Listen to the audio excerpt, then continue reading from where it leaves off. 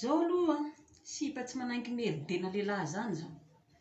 Na mananjanaka firy aminy zao na mananjanaka ray, roa, telo aminy sipa manakambony ety. Zao tsy hiatra amy lehilahy efa manadala ny saiko zany. Matahotra ny hialany, matahotra tsy havita ny anakanareo, tsy havita karakara anazy. Mananakambo aky ny sipa, manana hampo, raha mbo matanjaky, vitao ny zavatra tokony ho vitana amy ty tany ty. Fa tsy anaovany an'izao raha abiaby zao fa i hoe ro miasa, de hiaritsy eo avao. Tsy sôry ahy zany.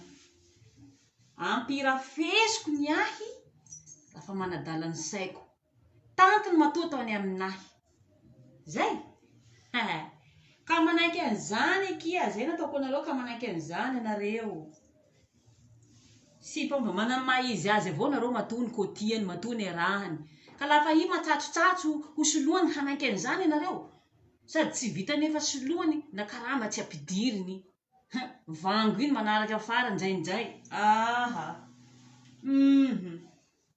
Misy koa ny sasany koa anakajà, anakavao koa hoe rohente. Ny zaza jerena, ambeso eo, ireto eo kehinao, ireto eo. Pirafesiko tsara mihitsy ny ahy lafa manadala lohako. Pirafesiko tsara mihitsy.